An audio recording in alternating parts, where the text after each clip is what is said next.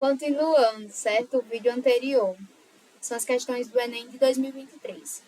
We carry old homes along the spine, new dreams in our chest. We carry yesterday, today and tomorrow. Então, nessa parte do texto, nós temos as coisas, certo? Que carregamos no mar. São as coisas que os imigrantes, certo? Perdão, os refugiados carregam. Trajetória dos refugiados, certo? Nós carregamos lágrimas nos nossos olhos. Tchau, pai. Tchau, mãe, certo? Coisas pequenas nas mochilas, certo? Corações que procuram ajuda, certo? Contra as cheias, os genocídios, certo? Que carregam a lembrança das famílias, dos vizinhos que foram incendiados, certo? Também carregam os diplomas de medicina, engenheiro, enfermagem, educação, matemática, poesia. Interessante que ele conta que o eu lírico, even if they mean, abre o colchete, nothing to the other shore. Ele conta, o eu lírico conta que carregam diplomas que importam, mas que não importam para outros, certo? Também carregam plantações, certo? Fazendas, fábricas, casas, hospitais, escolas, templos, certo? Nós carregamos, we carry yesterday, today and tomorrow. Nós carregamos o hoje, o ontem, o hoje e o amanhã. Continuando. We are orphans of the wars forced upon us. We are refugees of the sea rising from industrial wastes. And we carry our mother tongues as we drift in our rubber boats from shore to shore to shore. Nós somos órfãos das guerras que nos foram impostas. Nós somos refugiados do certo? Do mar que vem das indústrias, certo? Falando dos lixos que as indústrias produzem, que são jogados no mar.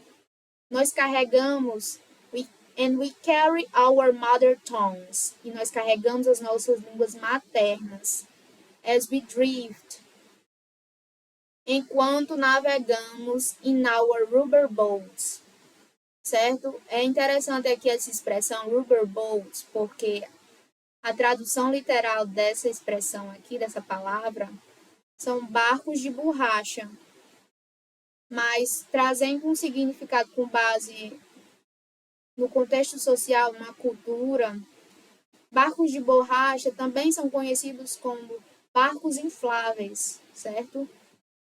De margem a margem a margem. Então, a parte do texto que fala sobre recorre à imagem de viagem marítima é justamente essa última, certo? Que fala sobre a questão dos barcos infláveis. Enquanto navegamos os nossos barcos infláveis, de margem a margem a margem. Então, aqui nós temos o quê? Um destaque para o risco de choques culturais, o impacto do ensino de história? Não. A importância da luta ambiental? Não. A existência de experiências plurais? Sim. Necessidade de capacitação profissional? Não. Então, a resposta da questão 3 é a resposta letra D. A existência de experiências plurais. Por quê? Porque o texto fala que vai enquanto nós navegamos nos nossos barcos infláveis, de margem a margem a margem, de um lugar para outro, certo? Então, existe essa questão da existência de experiências plurais. Um lugar possui experiências culturais diferentes de outro, possui uma cultura, hábitos, uma língua diferente. O refugiado, ele possui a sua mother tongue, a sua língua materna. E quando ele vai de um lugar para outro, certo? Viajando no barco inflável, procurando uma condição de vida melhor, ele se depara com outra cultura, com outra língua. Então, são experiências plurais, certo? Questão 4. Nesse poema, vamos direto para o enunciado, é importante. Nesse poema, a expressão "No man is an island" ressalta o ou a. Vamos ler agora o texto. No man is an island, entire of itself. Every man is a piece of the continent, a part of the main. Any man's death diminishes me because I am involved in mankind. Certo? Esse texto foi retirado. É um fragmento de The Works of John Donne. Então, vamos fazer agora a tradução, certo? Primeiro, o que é que a questão quer? A expressão "No man is an island". O que é que isso ressalta? Vamos para essa parte do trecho de novo. No man is an island. Nenhum homem é uma ilha. Entire of itself. Inteiro de si mesmo. Every man is a piece of the continent. Todo homem é um pedaço de continente. A part of the man. Uma parte do principal, uma parte do todo. Any man's death diminishes me. A morte de algum homem me diminui. Because I am involved in mankind. Porque eu estou envolvido com a humanidade. Certo?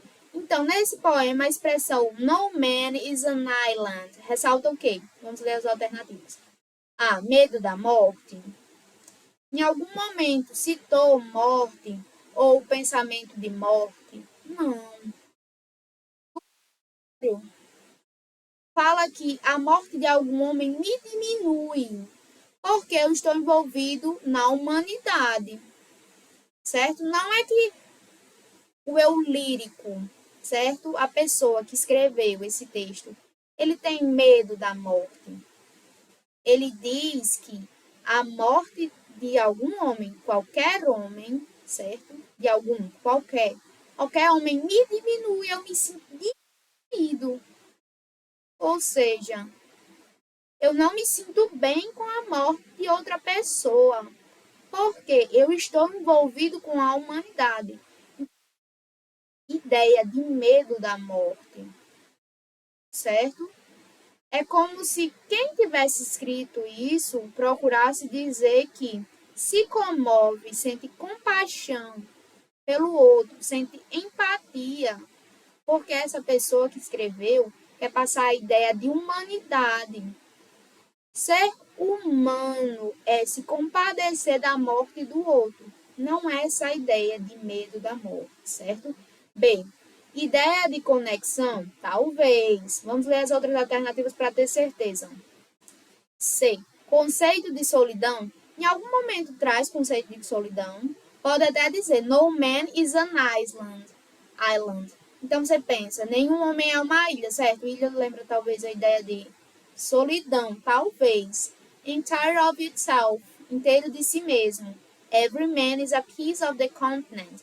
Todo homem é um pedaço de continente, certo? Então, não existe essa ideia de conceito de solidão, porque mais à frente o texto ele reforça a ideia que ele quer passar. Todo homem é um pedaço de continente. Ou seja, todos os homens são um pedaço de continente. Ou seja, todos compõem o globo, certo? São juntos, trazem essa ideia de humanidade. Todos juntos fazem parte, certo? Não é conceito de solidão. É relacionado à questão da humanidade, certo? A coisas relacionadas à humanidade. D. Risco de devastação?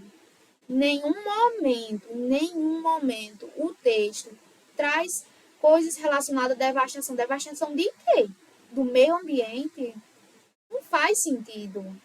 A questão é, necessidade de empatia? Talvez. Na última, a gente fala, any man's death diminishes me, because I'm